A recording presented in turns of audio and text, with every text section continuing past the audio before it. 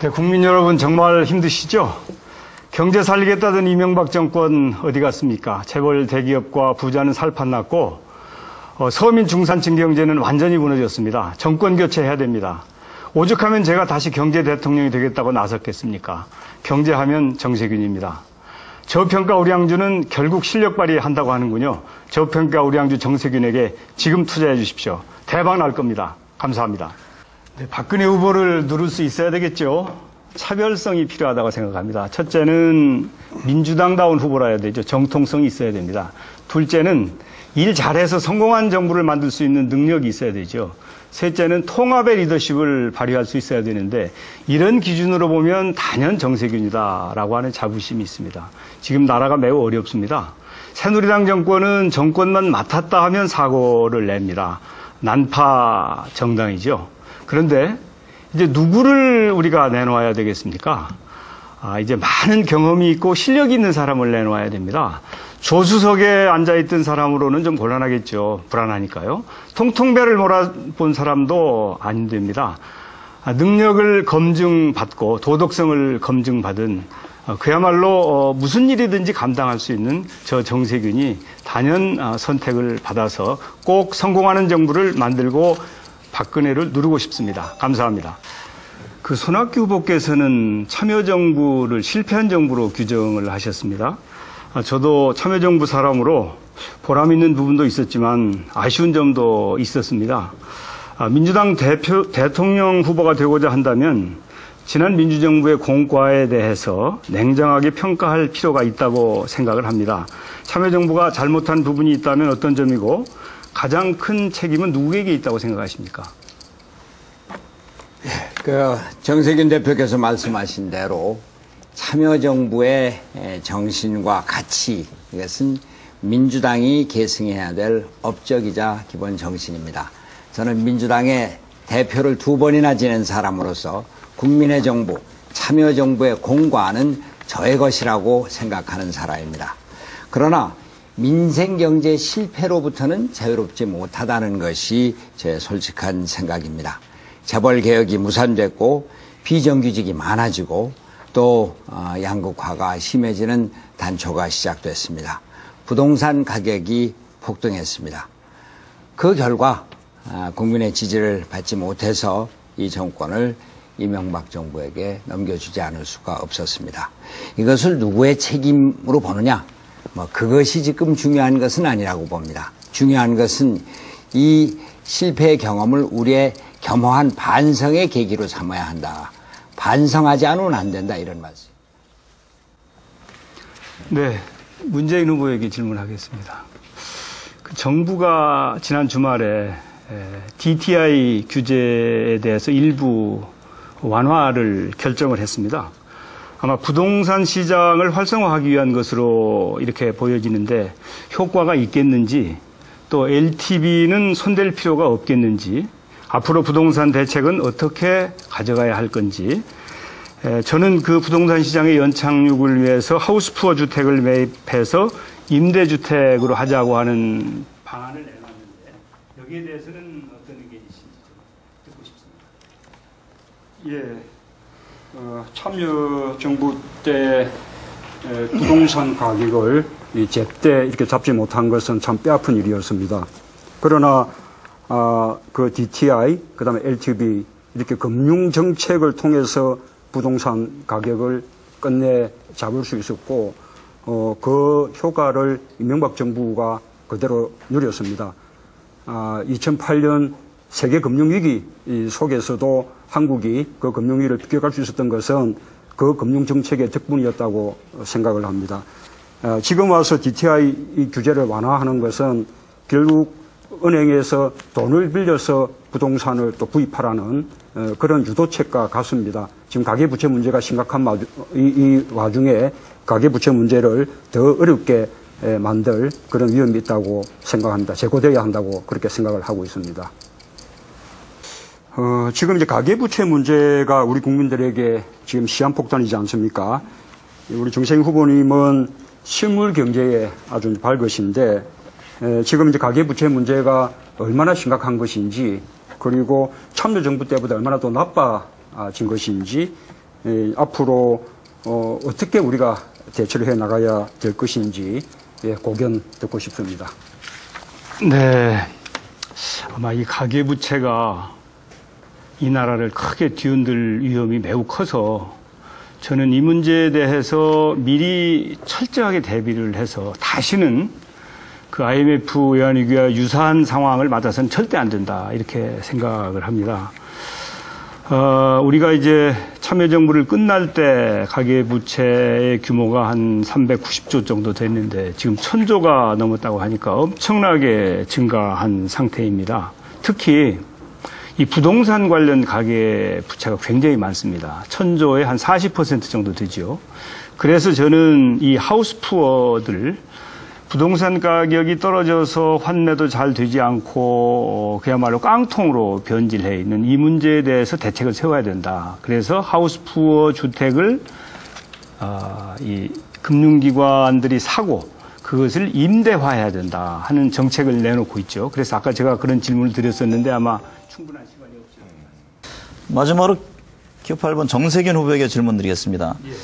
정 후보의 핵심 정책을 보면 이제 분수 경제론이라고 해서 이제 중소기업 정책을 강조를 했는데, 근데 지금 양극화가 지금 극심한 상황에서 경제 성장의 원동력을 중소기업에서 어떻게 찾을 것인지, 또 그 효과가 이른바 사회 전반에게 퍼지는 분수 효과 기대, 과연 그게 가능할 것이냐, 어떤 대안을 갖고 하신 말씀이시죠?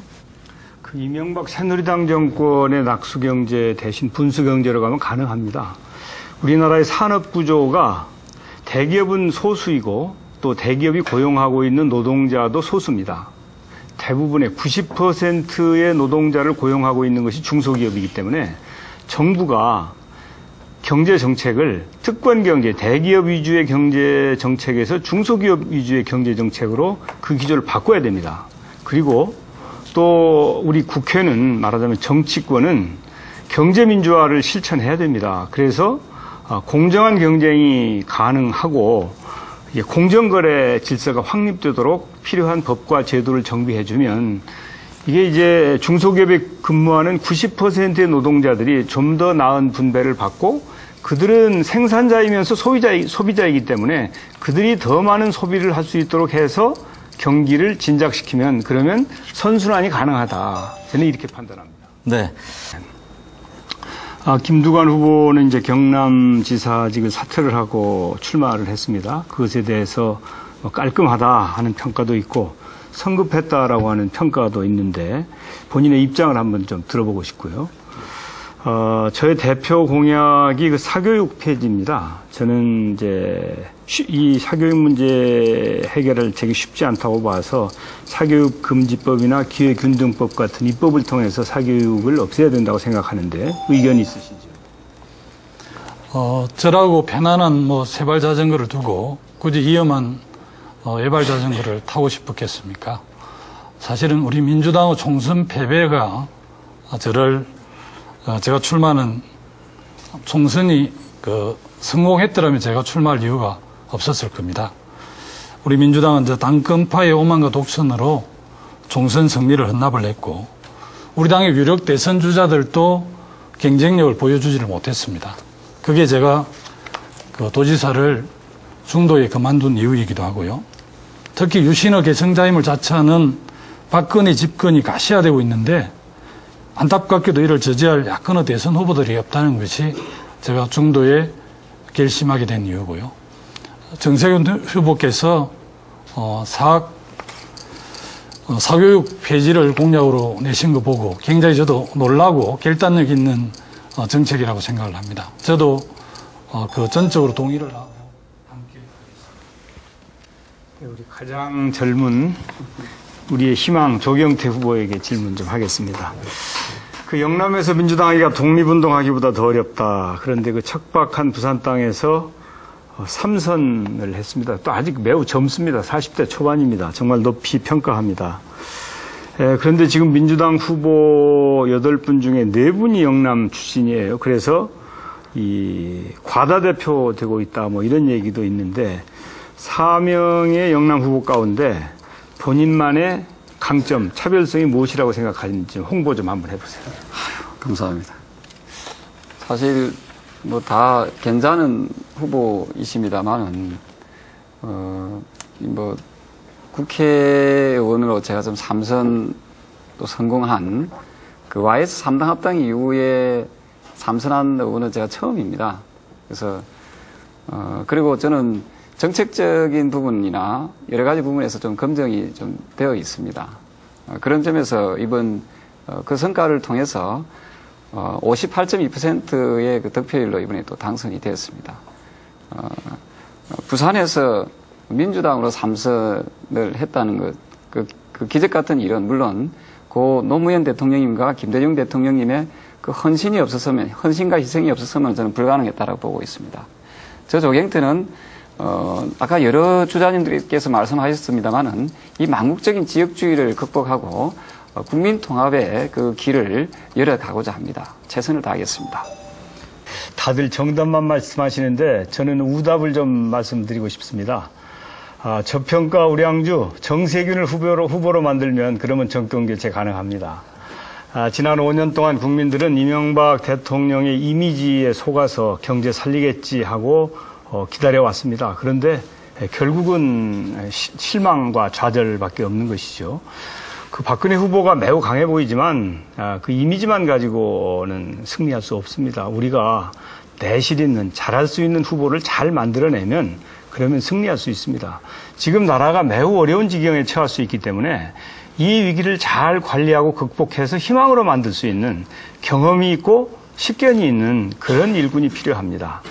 중도층을 견인할 수 있는 그런 새로운 사람이 필요합니다. 저 정세균 감히 이 일을 해낼 수 있다, 이길 수 있다 이렇게 자신 있게 말씀드리겠습니다.